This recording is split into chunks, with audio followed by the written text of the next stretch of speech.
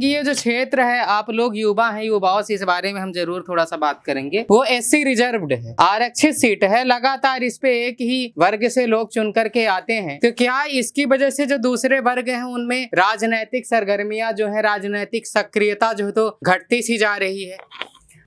कि हमारा जो क्षेत्र है रेलवे लाइन के इस पार और कुछ उस पार का भी क्षेत्र, जिसमें हाकी हकिया वगैरह के गांव थे, उधर के भी ये एक बार कई बार तो इधर उधर होते गए। काफी दिनों तक से जो है ये क्षेत्र जो है चित्रकूट विधानसभा में रहा है। फिर इसके बाद रईगांव में आया। इसमें कुछ क्षेत्र जो है सतना का करके, जो सतना यहाँ से इस क्षेत्र से सतना की जो दूरी है वो सिर्फ 12 किलोमीटर है। ये क्षेत्र को तो अगर हो सके तो होना चाहिए, सतना में होना चाहिए, लेकिन ये रईगांव में जुड़ गया और इधर उधर होता जा रहता है। और जहाँ तक आपने SC की सीख की बात की, तो ये ठीक है, कई वर्षों से निरंतर लगातार जो है ये सीख रईगांव की आरक्षित रही।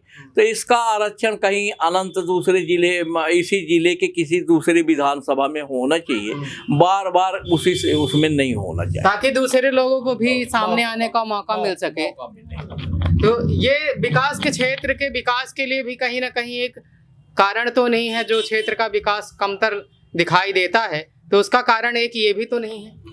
नहीं, विकास तो, क्योंकि बार बार जब अलग वर्गों से लोग आएंगे, बार बार जब दूसरे लोग चुने जाएंगे, तो हो सकता है कि इसके विकास में तेजी है। नहीं, ऐसा कुछ नहीं है, विकास तो चल ही रहा है ना। ये तो पार्टी का मापदंड है, उसके आधार से जो है सारी सीटें निर्धारित होती हैं।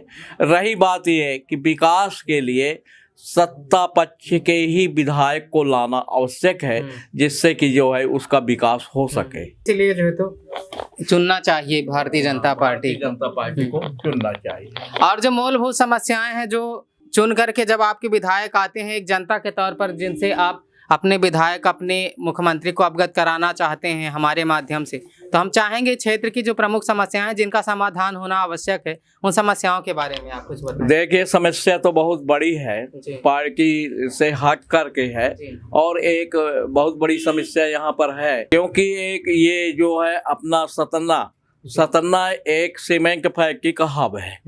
बहुत बड़े सीमेंट फैक्ट्री सतना जिले में निरंतर हैं। माइंस का भी क्षेत्र है, जबकि भरजुना के क्षेत्र में खदानें संचालित हैं बिरला लिमिटेड की, तो वहाँ की रालकी का कुछ भाग हमारे पंचायत में आना चाहिए। और दूसरी बात क्या है कि विकास के लिए जब वो गोद लिए है, तो ये यहाँ के हक का पैसा यहाँ के क्षेत्र में यहाँ आना चाहिए। किस गांव को गोद लिया उन्होंने? ये भरजुनी, ये जितनी जो क्वारी क्षेत्र होता है फैक्ट्री का जो है कुछ % वहाँ के विकास के लिए उनका जो है एक फार्मूला है कि इतने % जो है वहाँ का विकास किया जाए, तो वो पता नहीं पैसा हमारा कहाँ जाता है। दूसरी बात क्या है, मैं पार्टी से हट करके अपना दर्द बता रहा हूँ, जो कि न तो विधायक के बस का है न जनता के बस का है।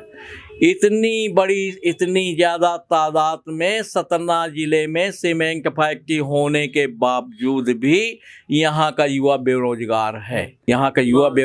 बाहर के लोग सब नौकरी कर रहे हैं, यही सब समस्या है बेरोजगारों के साथ। लेकिन फिर भी विकल्प इसलिए माना जाता है क्योंकि 70 साल तक कांग्रेस ने यहाँ शासन करने के बावजूद यहाँ का गरीब ही होता गया, कहीं बढ़ा नहीं। वो सिर्फ गरीबी में गरीब ही होता गया, उसका कहीं उत्थान नहीं हुआ। लेकिन 70 साल की आप बात कर रहे हैं, 70 साल में 25-30 साल तो यहाँ जुगल किशोर बागेरी जी ही रहे। उसके पहले जो है बहुत लंबे समय तक इनकी सरकार थी कांग्रेस वालों की। लेकिन आजादी को कुल 75 साल हुए ही हैं, आप 70 साल मान लीजिए 70 साल मैंने बोल दिया तो मैं उसका खंडन करता हूँ। लेकिन अधिक से अधिक समय तक कांग्रेस की सरकारें केंद्र और प्रदेश में रहीं, लेकिन विकास के लिए उन्होंने कुछ भी नहीं किया।